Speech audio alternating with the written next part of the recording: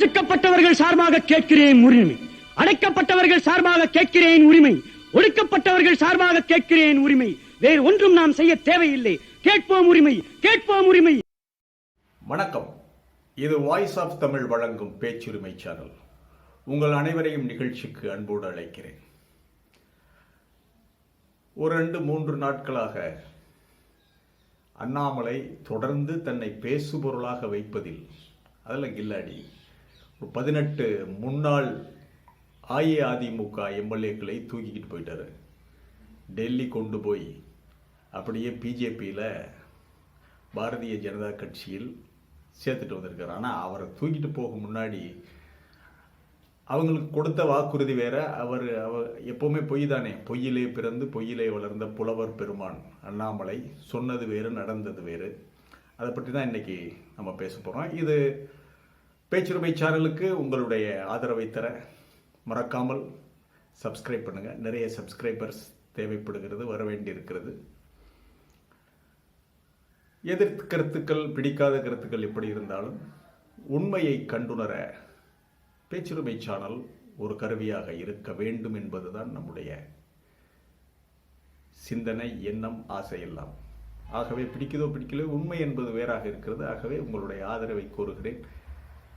மறக்காமல் சப்ஸ்கிரைப் பண்ணுங்கள், பெல் பட்டனை அழுத்துங்கள். பிடித்திருந்தால் லைக் செய்யுங்கள், கமெண்ட் செய்யுங்கள், ஷேர் செய்யுங்கள். இப்போ நிகழ்ச்சியை பார்க்கலாம்.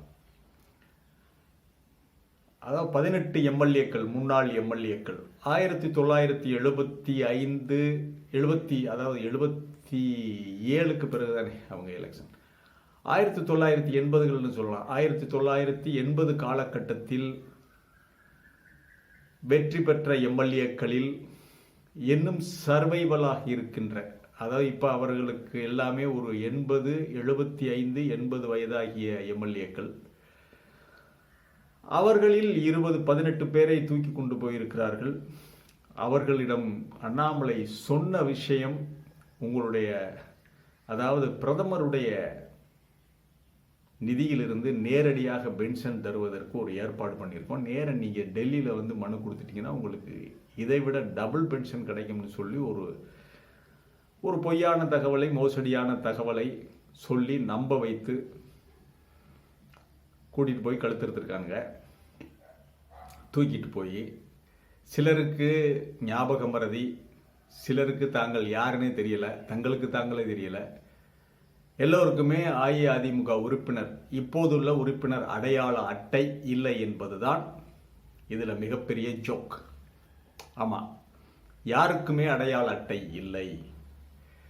அப்படி உள்ளவங்களா பார்த்து தூக்கிட்டு போயிருக்காரு. அதுலேயும் 2 பேர் எங்களுக்கு இதில் போகாதவர்கள்.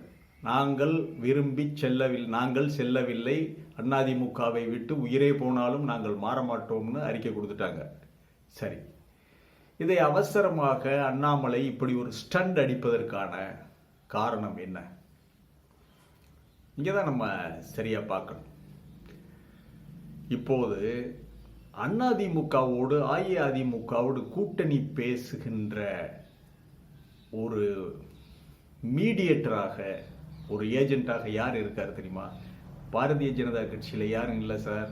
அந்த பொறுப்பு GK வாசன் அவர்களிடம் ஒப்படைக்கப்பட்டிருக்கிறது. முதுபெரும் தலைவர் மறைந்த மூப்பனார் அவர்களுடைய மகன், காங்கிரஸ் கட்சியிலே பல்லாண்டு காலம் அமைச்சராகவும் தலைவராகவும் இருந்த GK வாசன் அவர்களிடம்தான் இந்த பொறுப்பு ஒப்படைக்கப்பட்டிருக்கிறது. சரி, பொறுப்பு ஒப்படைக்கப்பட்டிருந்தா அவங்க பேசட்டுமே, அண்ணாமலைக்கு என்ன அதனால பிரச்சனை? GK வாசனிடம் என்ன சொல்லி இருக்கிறது என்றால், பாஜக தலைமை இந்த டீலிங்கை மட்டும் நீங்க சரியா முடிங்க, இந்த டீலிங்கை சரியாக முடித்து அதிமுகவை பாரதிய ஜனதா கட்சியின் கூட்டணியில் கொண்டு வந்து சேர்த்து விட்டால் அண்ணாமலை தலைவர் பதவியில் இருந்து, அப்ப அவங்க என்ன டிமாண்ட் வைக்கிறாங்க? எடப்பாடி, அண்ணாமலை தலைவராக நீடிக்கக்கூடாது. அது முதல் கோரிக்கை, அஇஅதிமுகவுடைய கோரிக்கை. இரண்டாவது, 2026 தேர்தலில் முதல்வர் வேட்பாளராக எடப்பாடி அறிவிக்க வேண்டும். அது அடுத்த அப்ப பார்த்துக்கலாம்னு சொல்லிடுவாங்க. இப்ப உள்ள முதல் கோரிக்கை, முதல் டிமாண்ட் அஇஅதிமுகவுடைய டிமாண்ட் அண்ணாமலையை கூட்டிக் கொண்டு ஓட்டு கேட்க சொல்ல முடியாது. ஆகவே அண்ணாமலையை கலட்டுங்க. அதற்காகத்தான் இப்ப பாரதிய ஜனதா கட்சி பொறுப்பை ஜி.கே. வாசனிடம் ஒப்படைத்து ஜி.கே. வாசனுக்கு கொடுத்திருக்கிற ஒரு உறுதிமொழி, நீங்க மட்டும் இதை முடிய அண்ணாமலையை பதவியில் இருந்து தூக்கிவிட்டு நீங்கள் தான் பாரதிய ஜனதா கட்சியினுடைய தலைவர். தமிழ் மாநில காங்கிரஸை கொண்டு வந்து பாரதிய ஜனதா கட்சியில் இணைத்து விடுங்கள். மாநில தலைவராக திரு ஜி.கே. வாசன், தொடர்ந்து அவருக்கு மாநிலங்களவை எம்பி பதவி தரப்படும். தமிழகத்தில் பாரதிய ஜனதா கட்சியினுடைய தலைவராக ஜி.கே. வாசன் அவர் தலைமையிலே பாரதிய ஜனதா கட்சி நடைபோடும். இதுதான் பேசி முடிக்கப்பட்டிருக்கின்ற டீலிங். இப்ப இது நடக்க விடாமல் தடுக்க வேண்டும் என்றால் என்ன செய்ய வேண்டும்? எடப்பாடியாருக்கு கோபம் வரணும். கோபம் வர்றதுக்கு என்ன செய்யணும்? ரொம்ப கிளவரான ஒரு ஆடுன்னு சொல்ற விட நரின்னு சொல்லலையா, கிழட்டு நரின்னு சொல்ல. கிழட்டு நரி கூட இல்லை, ரொம்ப தந்திரமான நரி அண்ணாமலை. இதுக்கு என்னடா வழின்னு ரூம் போட்டு யோசிச்சிருக்கானுங்க. பாத யாத்திரையில் நடக்கிறதெல்லாம் இல்லை, அந்த கேரவனுக்குள்ள உட்கார்ந்து யோசிச்சு அதன் பிறகு தன்னுடைய ஏஜென்ட்டுகளை அனுப்பி இப்படி ஒரு 18 எம்எல்ஏக்களை தூக்கிட்டு போய் பாரதிய ஜனதா கட்சியில் சேர்த்தாச்சு. சேர்த்த உடனே என்ன, எடப்பாடிக்கு கோபம் வந்துருச்சு ஆட்டோமேட்டிக்கா. மிகப்பெரிய அவமானம்ல அதிமுகவுக்கு. 18, அதுவும் சும்மா இல்லை, 18 எம்எல்ஏக்கள், எக்ஸ் எம்எல்ஏக்கள்னு அவங்க சொல்ல மாட்டாங்கல்ல, 18 எம்எல்ஏக்கள் சேர்ந்தார்கள் என்று தானே செய்தி முதலில் வந்தது. ஆகவே எடப்பாடி மற்றும் அவருக்கு நெருக்கமான மட்டுமல்ல, அனைத்திந்திய அதிமுக தொண்டர்கள் முதலில் பொங்கி எழுந்தார்கள். அதை வெளிப்படுத்துகிற இடத்துல இருக்கிற எடப்பாடிக்கு சரியான கோபம். சரி, இந்த ஆளு தான் இப்படி கூட்டிட்டு வந்தாங்கன்னா பாரதிய ஜனதா கட்சி எப்படி சேர்க்கலாம்? அப்ப அதிமுகவை அடிக்கிற வேலையை ஒரு பக்கம் செய்து கொண்டு இன்னொரு பக்கம் அதிமுகவோட கூட்டணியா? அப்ப கட்சியை காப்பாற்ற முடியுமா? இப்படியெல்லாம் தொண்டர்கள் கேட்கிறார்கள். அவரை சுற்றி இருக்கிற பொறுப்பாளர்கள் கேட்கும்போது எடப்பாடி இனி பாரதிய ஜனதா கட்சியோடு எந்த காலத்திலும் கூட்டணி இல்லை என்ற முடிவுக்கு வர வேண்டிய நெருக்கடிக்கு உள்ளாகிறார். அந்த நெருக்கடியை அண்ணாமலை ஏற்படுத்துகிறார். இப்ப சரியா? அப்படி ஒரு நெருக்கடியை ஏற்படுத்தி விட்டால் ஜி.கே. வாசனுடைய பிளப்புல மண்ணு விழுந்துருச்சுல, அவரால் எடப்பாடியை கொண்டு வர முடியவில்லை என்றால் அவருக்கு பாரதிய ஜனதா கட்சி தலைவர் பதவி கிடையாது. ஸோ அண்ணாமலை பதவியில் தொடர்வார். Simple strategy. எப்படி பண்ணியிருக்காரு பாருங்க அண்ணாமலை.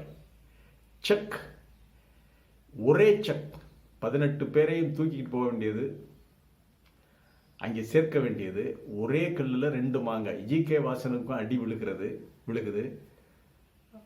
அதே சமயத்தில் எடப்பாடியார் கடும் கோபம் அடைகிறார். கடும் கோபம் என்பதை விட தொண்டர்களின் கோபத்தை, அஇஅதிமுக தொண்டர்களுடைய கோபம் பன்மடங்கு எகிறுகிறது.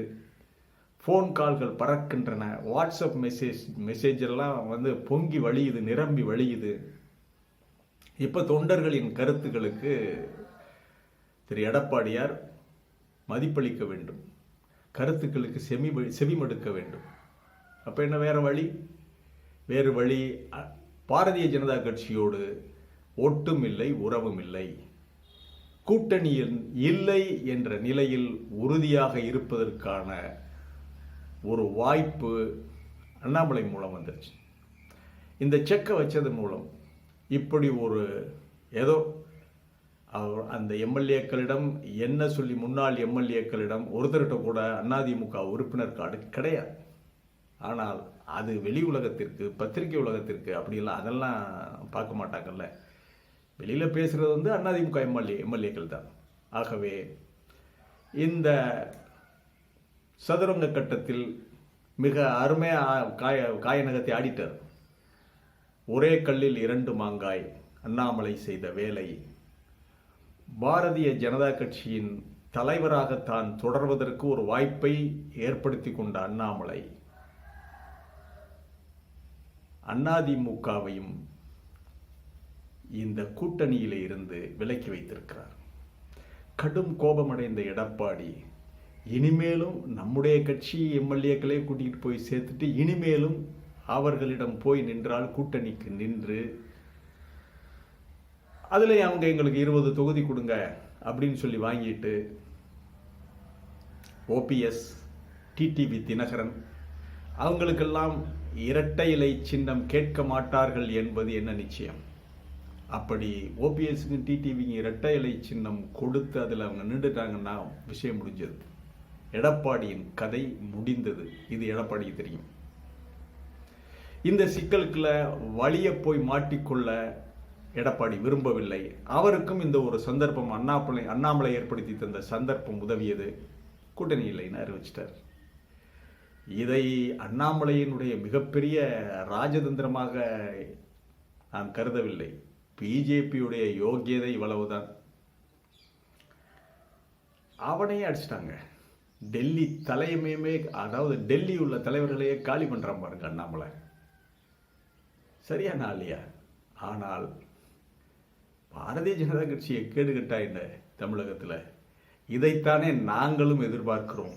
நம்மை போன்றவர்கள் பாரதிய ஜனதா கட்சியை கடுமையாக எதிர்ப்பவர்கள் எதை எதிர்பார்க்கின்றோமோ, எதை அண்ணாமலை செய்ய வேண்டும் என்று நினைக்கிறோமோ அதை ரொம்ப கச்சிதமாக செஞ்சுட்டாரு. ரொம்ப சிறப்பாகவே அண்ணாமலை செய்திருக்கிறார். வாசனுடைய கனவும் காலியாகிவிட்டது. அஇஅதிமுக தப்பித்து கொண்டது. பாரதிய ஜனதாவிற்கு தமிழகத்திலே தேர்தலுக்கு முன்பாகவே ஒரு மரணடி கிடைத்து விட்டது. ஆமாம், அதுதான் உண்மை. சும்மா நாங்கள் 2வது பெரிய கட்சி. எங்கே 2வது பெரிய கட்சி? ஈரோடு எலெக்ஷன் வந்தப்போ ஓடி போனீங்க. உள்ளாட்சி தேர்தலில் எத்தனை ஜெயிச்சிங்க? இந்த மாதிரி இந்த மாதிரியான கேள்விகளுக்கெல்லாம் அண்ணாமலையிடம் விடை இல்லை. ஆமாம், இதுதான் உண்மை. இந்த மாதிரியான ஒரு நிகழ்ச்சியை நடத்தி தன்னுடைய பதவியை காப்பாற்றிக் கொள்வதற்கு அண்ணாமலை பாரதிய ஜனதாவை பலி கொடுத்து விட்டார். பாரதிய ஜனதாவை யாரை வேணாலும் பலி கொடுப்பார் அண்ணாமலை. தன்னுடைய அரசியல் வாழ்க்கைக்காக பாரதிய ஜனதாவை பலி கொடுத்து விட்டார். வாழ்க அண்ணாமலையுடைய நடவடிக்கை, அரசியல் நடவடிக்கை. இப்படியே போய்கிட்டு இருங்க. இப்படியே இன்னும் ஒரு 4-5 விஷயம் பண்ணுங்க.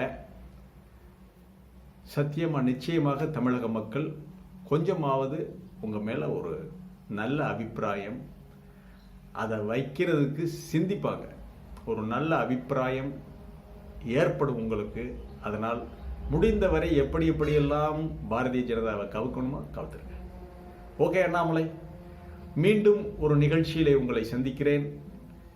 இது வாய்ஸ் ஆஃப் தமிழ் வழங்கும் பேச்சுரிமை சேனல். நம்முடைய சேனலுக்கு உங்களுடைய ஆதரவை கோருகிறேன். மறக்காமல் சப்ஸ்கிரைப் பண்ணுங்க, பெல் பட்டனை அழுத்துங்கள், கமெண்ட் செய்யுங்கள், ஷேர் செய்யுங்கள், பிடித்திருந்தால் லைக் செய்யுங்கள். நன்றி, வணக்கம்.